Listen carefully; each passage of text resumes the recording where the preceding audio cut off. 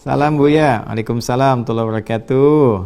Izin bertanya, saya sudah melakukan doa yang sama selama 4 tahun lebih, tapi doa saya belum juga dikabulkan. Apakah saya ada salah dalam berdoa atau ibadah Ustaz? Jazakallah khair.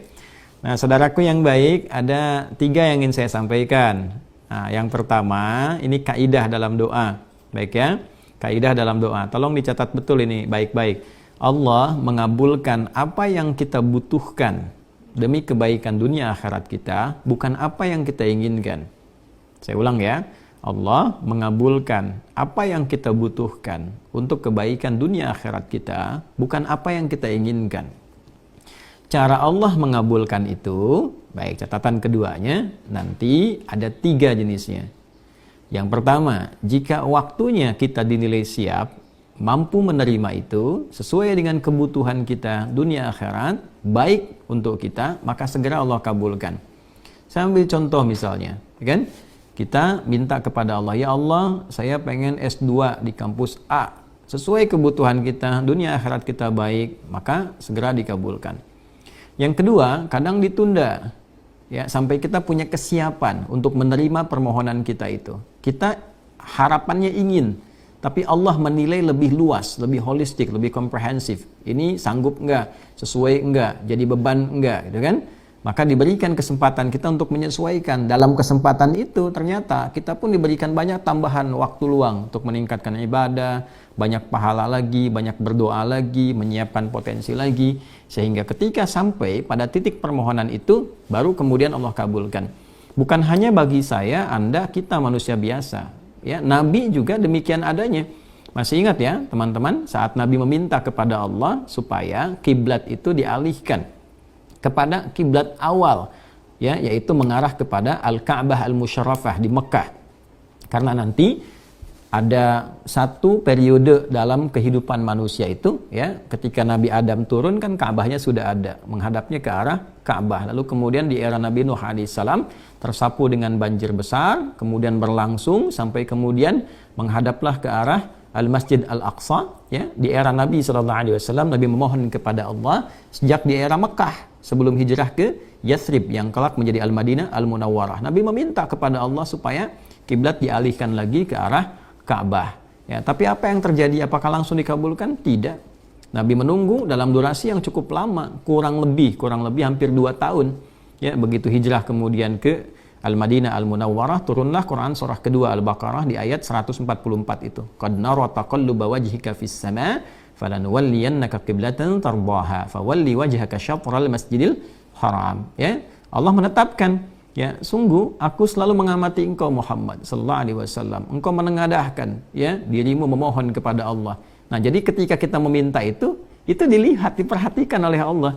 Ya, jika Anda mencintai, ya, satu sosok lalu terus Anda diperhatikan, bukankah kita merasa senang?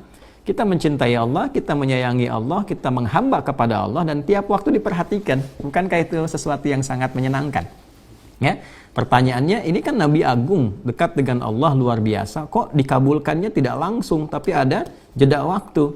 Ternyata setelah dilihat dari segi hikmahnya, Allah ingin memberikan satu gambaran luas dulu secara utuh tentang karakteristik orang-orang Yahudi yang ada di Madinah. Ya, dikenali dulu kepada Nabi supaya ada adaptasi dakwahnya. Orang Yahudi menghadap dan mengagungkan ke arah Masjidil Aqsa yang ada di Palestina. Jadi begitu umat Islam datang, ya, menegaskan bahwa ini sama-sama kiblat kita juga. Nabi Ibrahim juga pernah berdakwah di sana, dimuliakan oleh orang Islam juga, yang dengan itu akan melembutkan hati karena tidak ada pertentangan, bahkan membuktikan kebenaran isi dalam Taurat. Setelah ada kesadaran itu baru dialihkan ke Ka'bah untuk menunjukkan, ya, kembali kepada kiblat awal, pusat titik kita beribadah dan menyembah Allah Subhanahu wa taala melalui titik yang diperintahkan oleh Allah, yaitu ke arah Ka'bah, kiblatnya. Nah, itu ada selalu hikmah yang sangat penting dan tinggi untuk kehidupan kita semua. Baik ya. Nah, yang ketiga, ada cara Allah itu mengabulkannya dengan mengganti apa yang kita inginkan dengan apa yang kita butuhkan. Oh, saya dulu pengen ke satu kampus. Sering saya ceritakan kisah ini. Ya, berikhtiar luar biasa, kurikulumnya saya pelajari, alhamdulillah dapat rekomendasi dari orang-orang yang disebutkan kalau tanda tangannya ada, ya insya Allah secara ikhtiar langsung diterima. Tapi Allah berkehendak lain.